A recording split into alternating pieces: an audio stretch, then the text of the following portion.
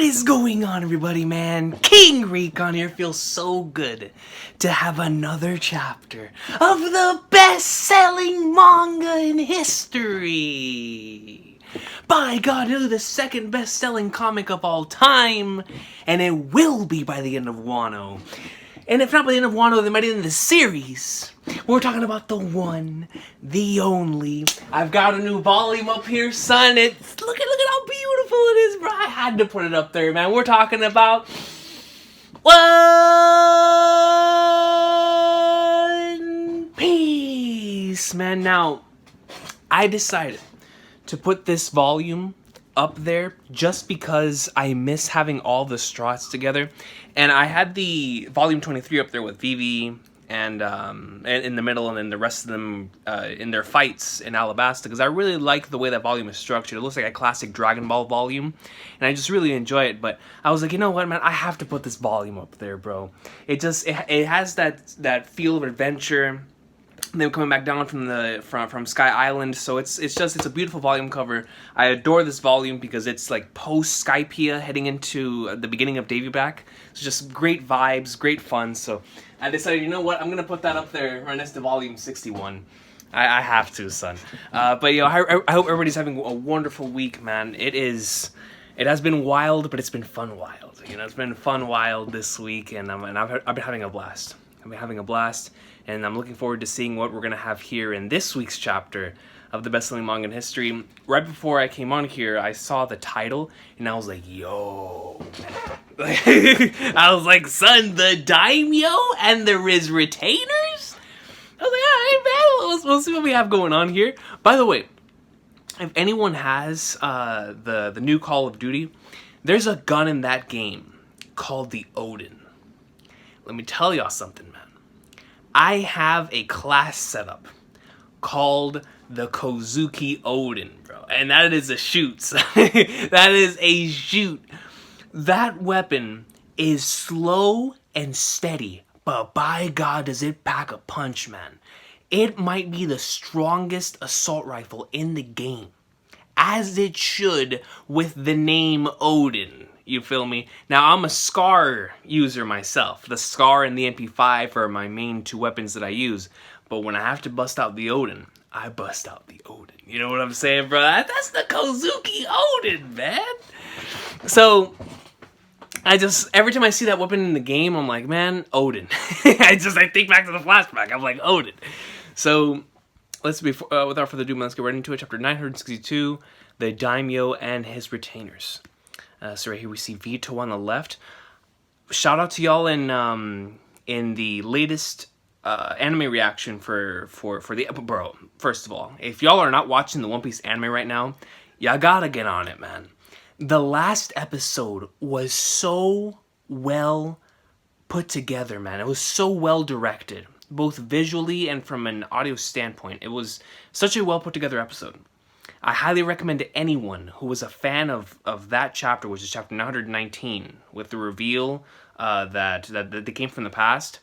The way that they did the section in the classroom, Kyoshiro's story, and then the revelation the moments leading up to Kinemon revealing the truth.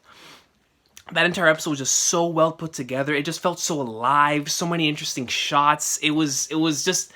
If you're not watching the anime right now, man, you're missing out, bro. It truly is going up in like somewhere. And the Wano music, the Wano soundtracks, they just make everything worthwhile, man. It's fantastic stuff. So I would highly recommend checking out the anime right now if you're not caught up with it, because it's getting into some really, really good stuff at the end of Act 1, man.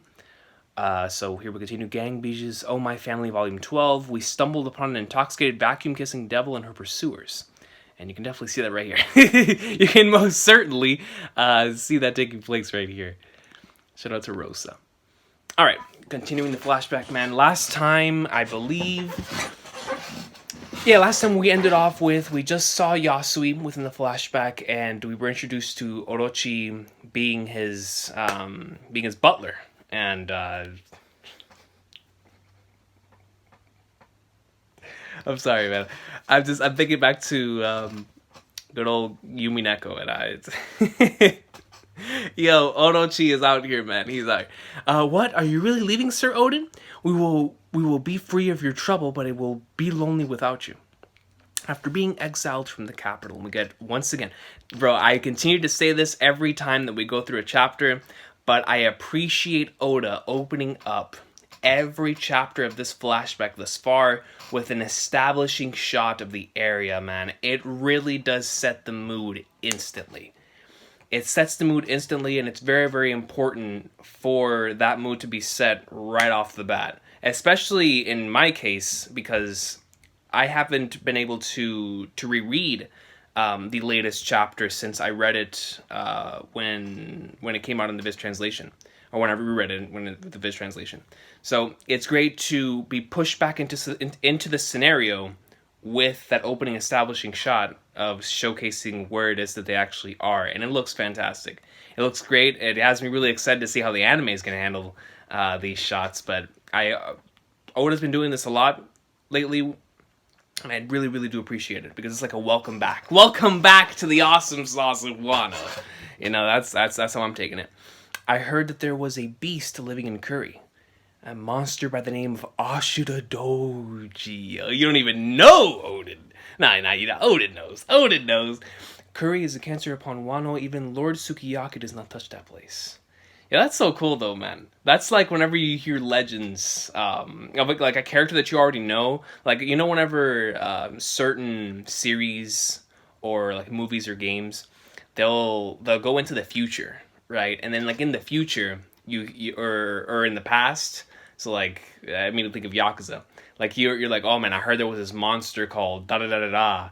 And then, like, because you've played the game in the present, or because you've watched a movie from the present, taking place after the prologue, or the prequel, you're like, Flagnards, if only you knew just how beast that person actually is. I always enjoy little stuff like that. And I know that Oda's a big fan of movies, so that's a line straight from a movie. That's a line straight from a movie, dog. A monster by the name of Ashura Doji. Kuri has become a haven for fleeing criminals. As soon as one crosses into Kuri, the laws of the shogunate are meaningless. Although if they are not strong enough to survive in Kuri, then they are only delaying their death sentence.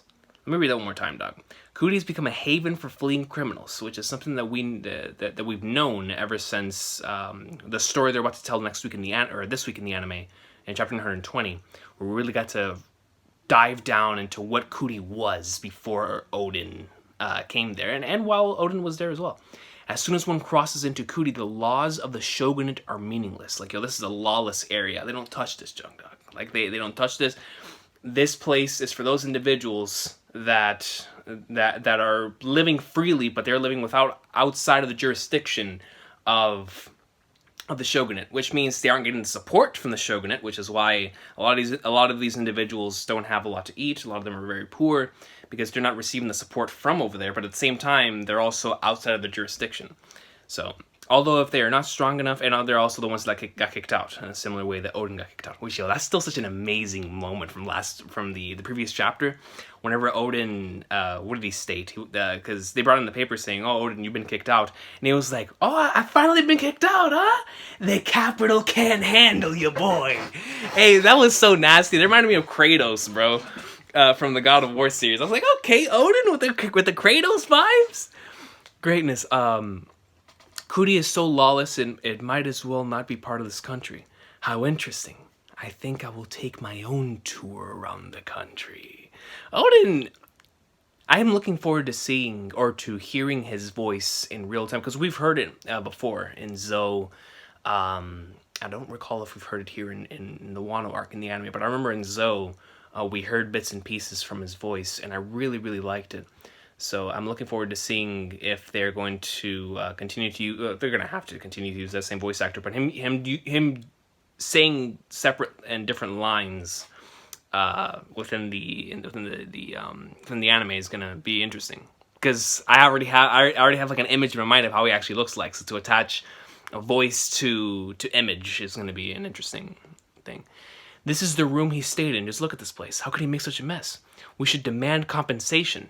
And you see that it real deal looks like the whole room just got torn apart. It looks like one of those rooms that like you would absolutely decimate in a in like a gangster game or something like that. You know, like you head into like that one secluded room, like, all right, boys, go ham. You feel me, on some Mafia 3, so they're like, go ham. You just blow the entire thing to smithereens. We should demand compensation. Well, I would rather just pretend a natural disaster passed through. Lord Yasui, you are too soft on Oden. The money is gone? That is interesting. That they said, well, I would rather just pretend a natural disaster passed through. Hey, I mean, certainly would look like one. The money is gone. Yes, it was locked in the safe, but...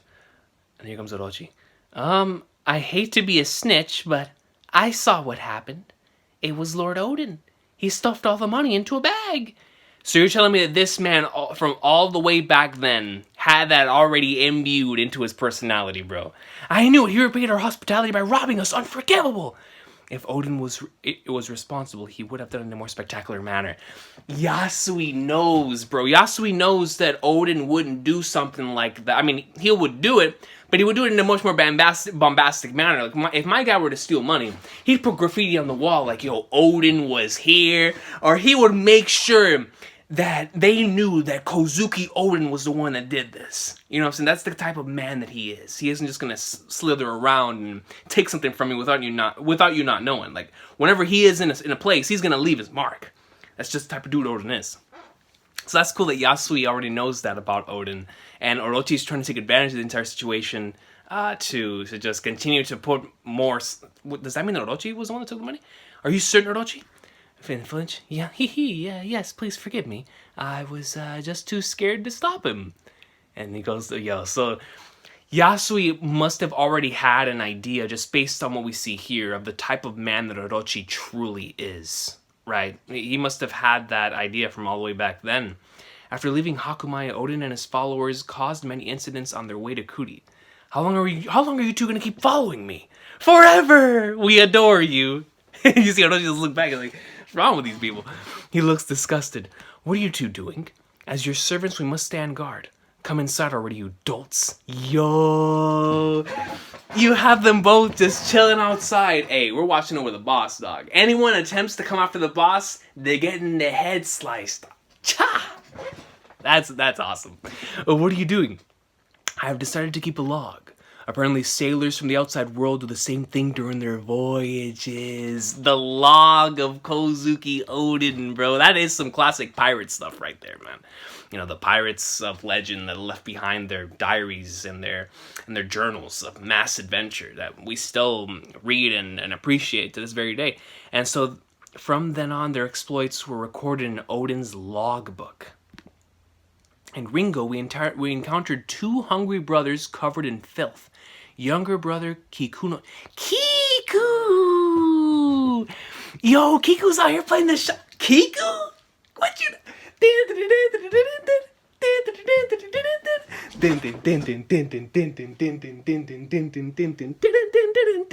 telling me that Kiku's out here knowing how to play the shopping set? Son of the former head of the Hanayagi school, Izo. Izo, bro? Izo from the Whitebeard Pirates? Nah! See, I had known there had to have been some sort of connection, just based on the way that Izo is dressed. And after the Kiku revelation, we had been wondering, what is the connection there with Izo? Because Izo is in a sort of similar type of situation as Kiku, I'm going to assume. So to see them both right here, that's dope. That's really dope. You see them together. So Oda obviously always had that in mind. They danced in the streets to get by, but the locals treated them scornfully. Yo, I don't know why I didn't expect to see Izo in this flashback, but to actually see Izo is really, really dope. So that means that based on this, we should see whenever Izo goes to join Whitebeard's crew, because we are going to see Whitebeard within this flashback, I'm going to assume. And we're going to see Whitebeard, and of course we're going to see Roger and whatever, but Whitebeard's particular portion of how much they've specified and emphasized on Whitebeard's involvement and how much he was just enamored by Oden. And then, of course, the Ace flashback stuff. Like, I'm pretty sure we're going to get more insight into possibly some of that, too. But, well, maybe not. That was already after Oden was dead. But in terms of just Whitebeard, seeing Whitebeard's OG crew, Whitebeard still with the stash and the blonde hair, probably going to see him like that. And that's probably whenever Izo joined Whitebeard's crew from here, which is going to be very, very interesting, just seeing how all of that went down and what took place there. And does that mean that Izo left with Oden? Because I know Oden was on Whitebeard's crew for a bit.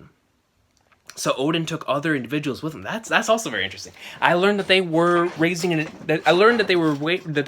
a dancing school, but their family was torn apart after their father was arrested and convicted. Eat up, you little brats! And you have Oden just yelling at them. They scarfed down the Oden we made with tears streaming down their faces. In Kibi, there was a demon that would steal human hair. It did not matter whether his victims were dead or alive. Human hair. In Kibi, there was a demon that would steal human hair. Do we know about anybody who steals hair? He turned out to be a weirdo, but he turned out to be a weirdo who used the hair to make brushes so he could sell them to make a living. He used the hair. He used human hair to make brushes and sell them to make a living. Hey, I respect the hustle. I respect the hustle. He came for my hair, so I beat him up. He has been following me ever since. We see him right here.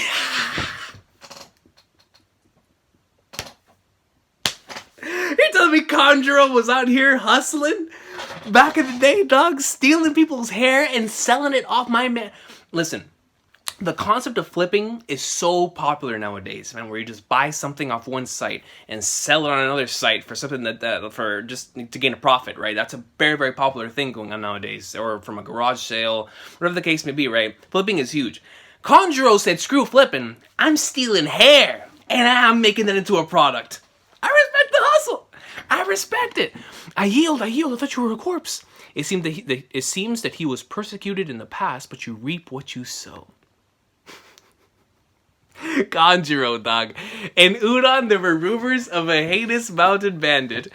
He would fight any man he locked eyes with and kidnap any woman. What in the flag? Why do you guys keep following me? Raizo? But it turned out to be Raizo, a genius ninja who resigned from the Kozuki family's Oniwawachu. He was heartbroken after being rejected by a kunoichi. Lord Oden, I am sick. I'm sick of living and hiding like some hermit. Former member of the Kozuki family's Oniwawachu, Raizo. Oh yeah, this chapter did say that it was going to be the daimyo and his retainer. So we're going to see all the retainers here then. The lawless. Yo, look at my bro. Damn. Yo.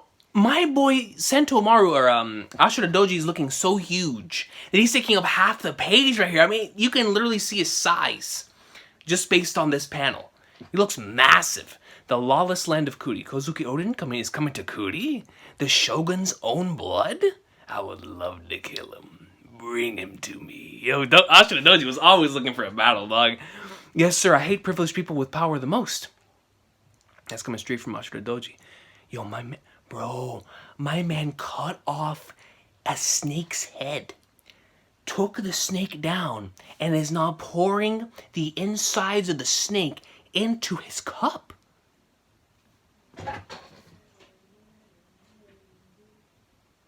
You know, I've heard of people doing some wild stuff with their drinks, but I dare to find anyone who's doing something as wild as what this man's doing right here, dog. My man is pouring the insides of a snake into his drink.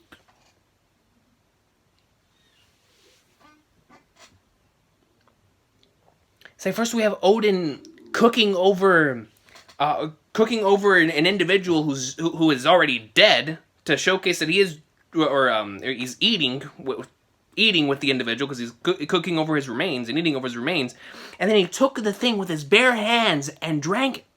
And I was like, all right, Oden's a goat. I already saw everything Ashura Doji's done up until this point in time. Ashura Doji Pwn Jack. This, to me, is cooler than Pwning Jack. Bro, maybe it's because I worked in the food business. So I know just how dangerous certain things are. You do not do this, dog.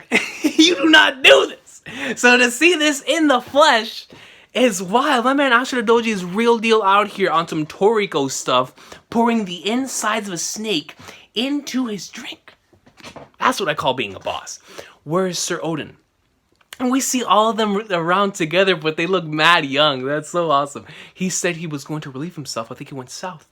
I thought he said that yesterday. He often disappears for a day or two on a whim, right? Hey, wait a second. Kuri is to the south. Ah, so he went and met up with Ashura Doji then.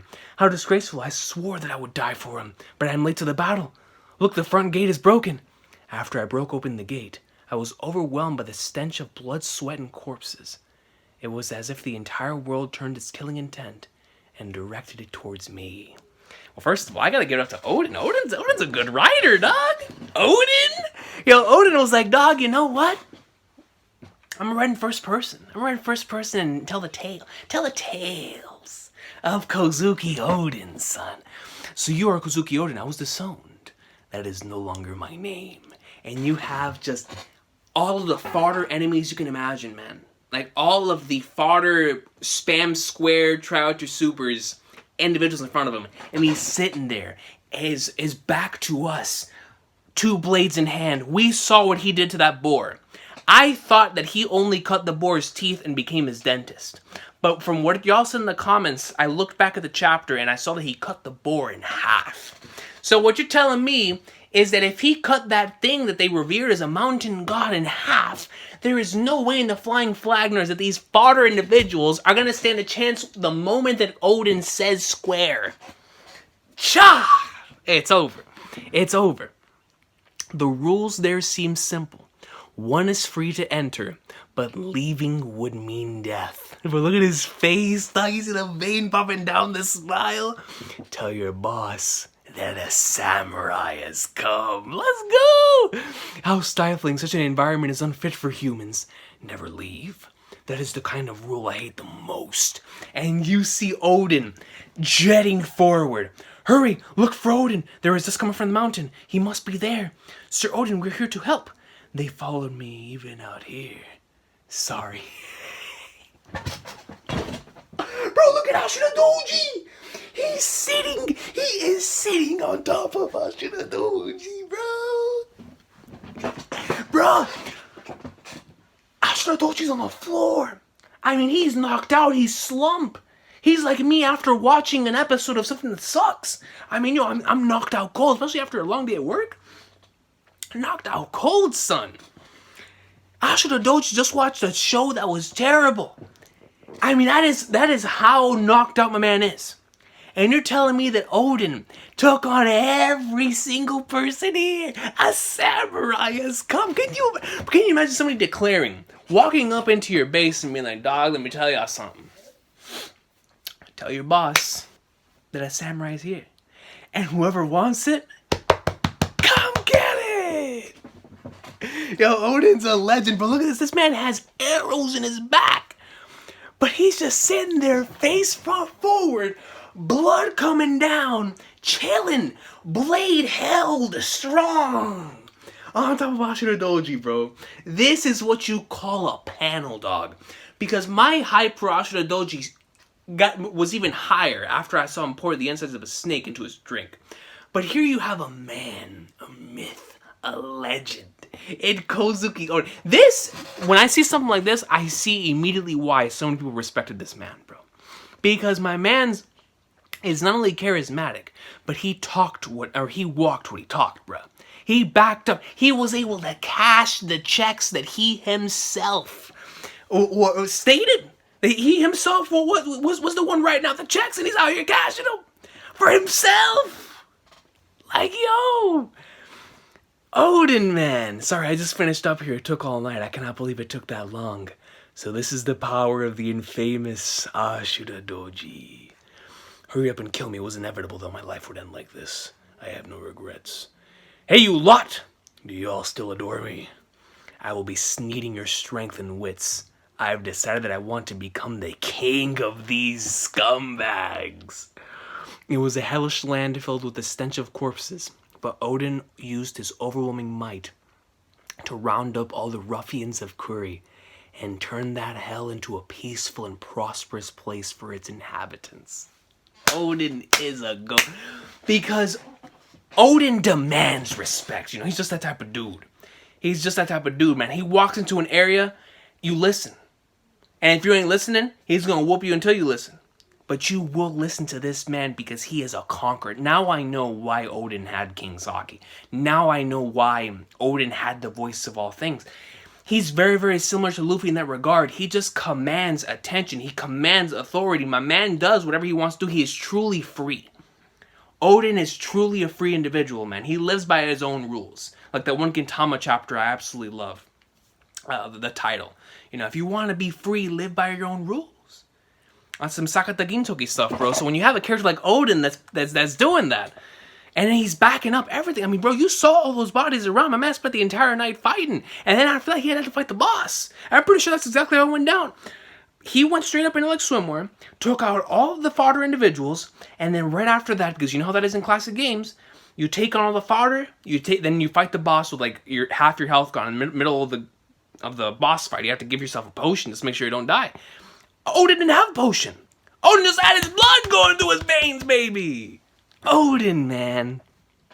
You would see a wonderful panel right here, sequence of panels of somebody coming in, huffing and puffing, coming to stress the news to Oden's pops about what had just taken place.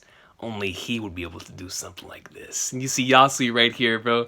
He really changed that Kuri. Bro, and you're even looking back to, oh man, I forgot the name of the Fox story. I absolutely adored that chapter.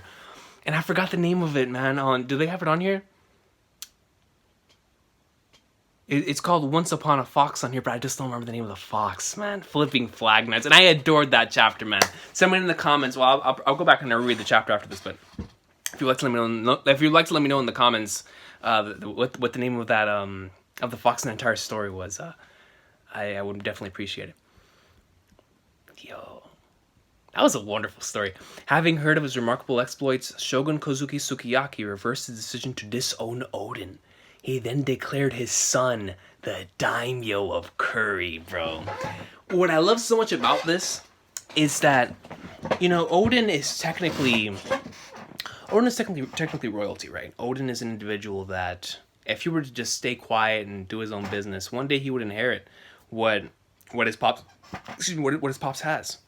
But Oden is the type of dude that says screw all that. You know, he's free, and within that freedom, he doesn't care if he gets disowned.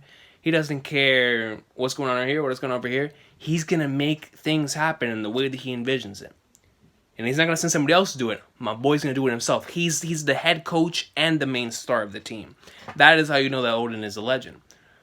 But what I love so much about this is just a simple tale of having a character who's supposed to have it all, and yet his ambitions are like, screw all that.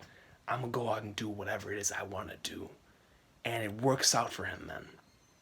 It's truly, it's inspirational. It's awesome, you know, because you tend to see a lot of stories of kids of parents who always want to, they don't want to disappoint them, or they don't want to, you know, so they end up doing like a career path or something that they just don't want to follow.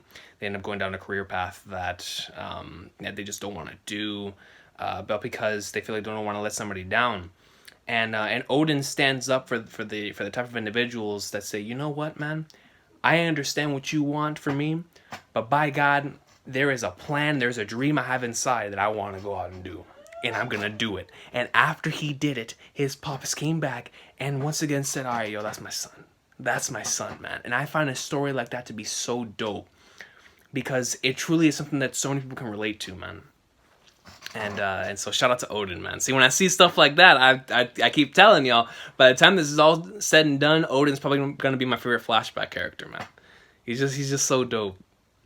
Our very own Lord Oden is going to become Kuri's daimyo, and you have everybody just celebrating and extremely happy for each other. I love this panel. I love the way that it's shot. And it's coming right here down from the bottom, so it looks like a camera's all the way on the ground, and you're just looking at a face-up shot of the entire place, and you're looking up even further to see they call that, I don't remember what they call it here, but I know they call it Oden Castle in the present, what did they call it back? I forgot what they call it back. What they called it back then. But I know that in the present they call it, because that's where Law and Kinemon and all them are, the ruins of Oden Castle. But I forgot what they called it before then. Anyways, I guess it's not relevant. With this, Kuri will become a proper region. It is hard to believe that this is happening. This is finally happening after all that hard work.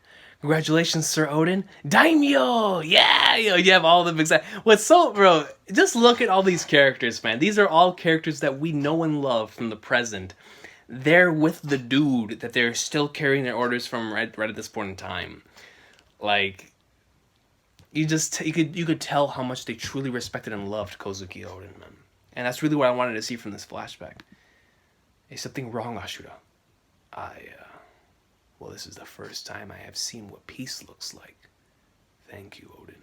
Enough with the sappy talk. And you see Oden just sticks his foot in his face. Although, now that you mention it, a daimyo requires retainers. I'd rather not have some uptight officials following me. So you guys will do. You can be my samurai. Let's go! My guy's like, dog, y'all are my samurai. But wait a minute. If Izo was a part of this, then that means we have to see Izo.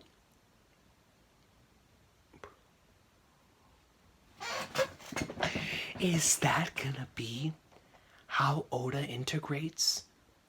Because the rest of the Whitebeard pirates, we have no idea what they're up to at this point in time after Blackbeard and them had the payback war. The only one that we know what is where he currently is right now is Marco, and even him, we still don't know where he is and when he's gonna get here, if he's gonna get here, because we know that he wants to go after Weevil.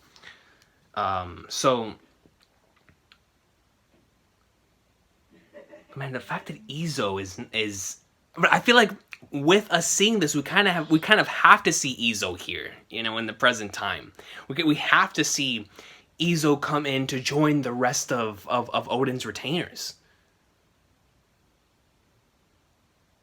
Which would, if Izo does not come alone, that means that it would involve the rest of the Whitebeard pirates. We'll see. We'll see. So you guys will do. You can be my samurai, Lord Oden. Get off me! Your snot is dripping everywhere. 6 years. 6 years. 6 years later, and 33 years from the present, the survivors of the legendary.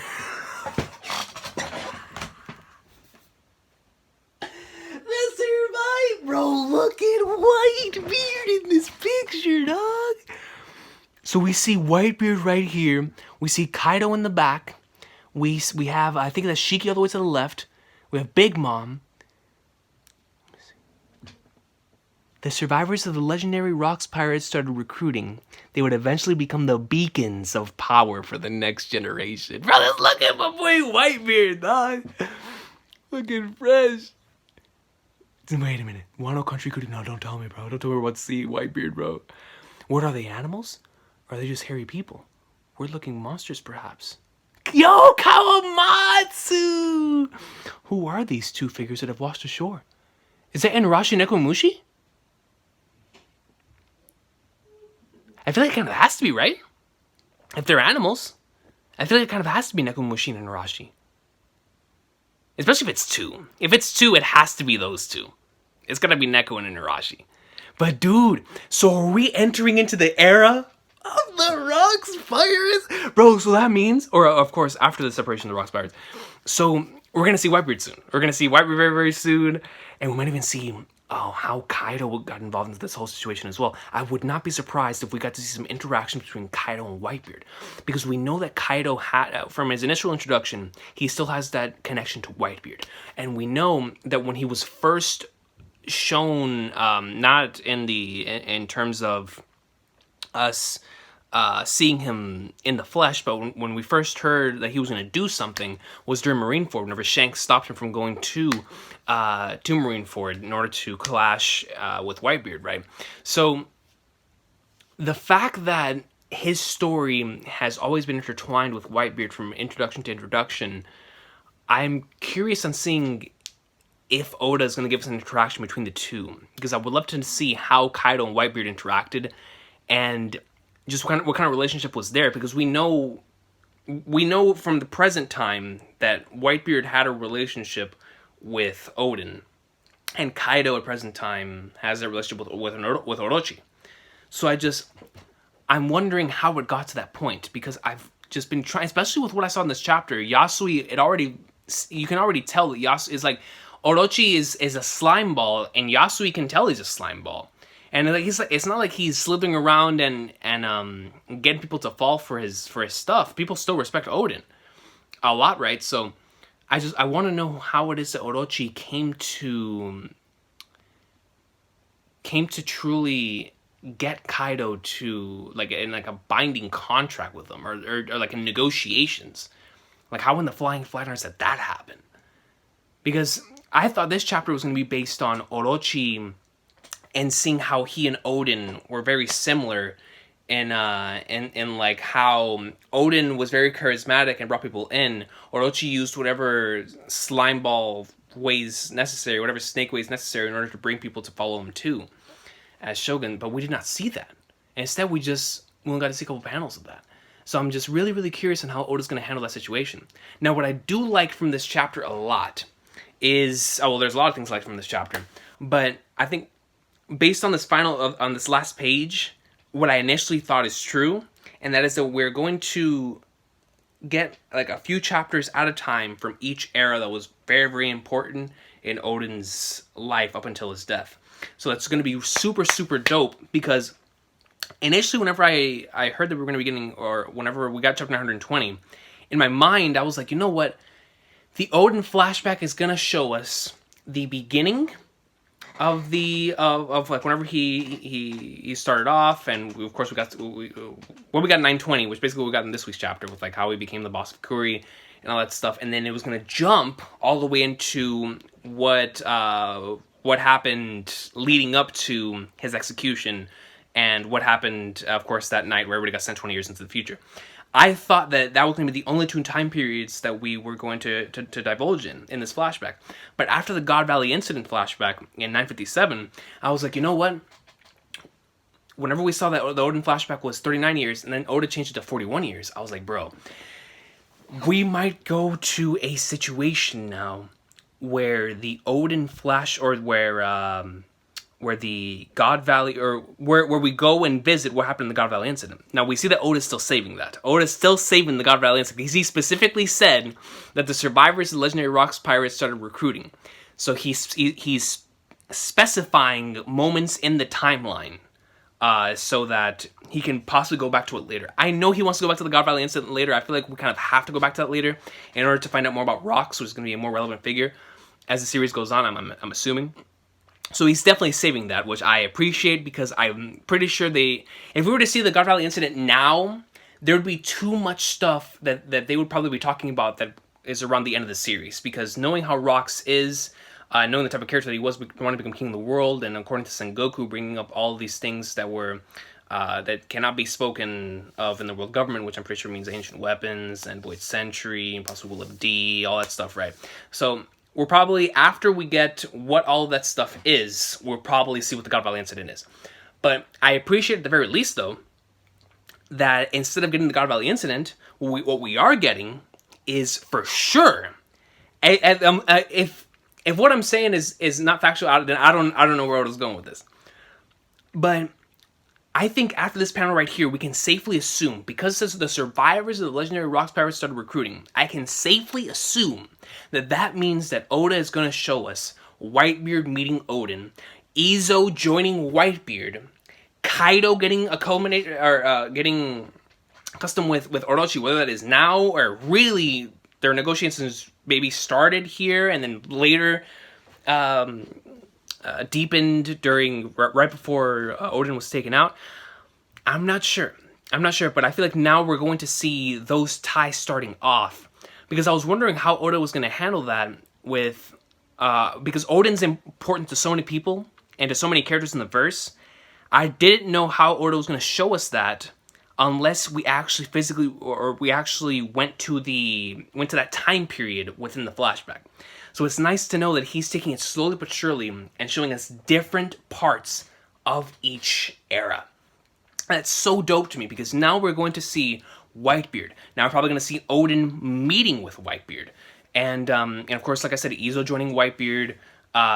Possibly some stuff with Kaido. I don't know if we'll see some stuff with Big Mom and Shiki, Roger. I'm not sure how early in the series, or in the flashback, we're going to be seeing Roger. I'm pretty sure they're probably going to save Roger for right before the ending of the flashback.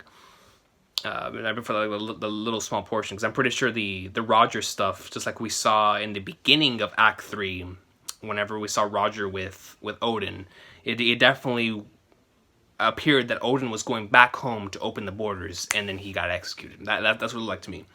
So Orochi was definitely doing something behind the scenes there, that whenever he got back home, it was already, set in stone.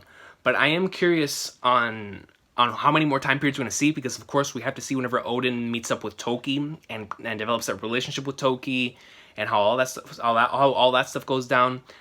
And then, according to the recent interview that I read yesterday that was sent to me, that this flashback is going to have some very, very important ties, or at least it didn't specify the Oden flashback, but a flashback within Wano is going to have some very, very important details about some very important things in the future of the series. Like the One Piece, certain mysteries, Roger. So I wonder if he's talking about this flashback in particular, or another flashback that's going to happen later on.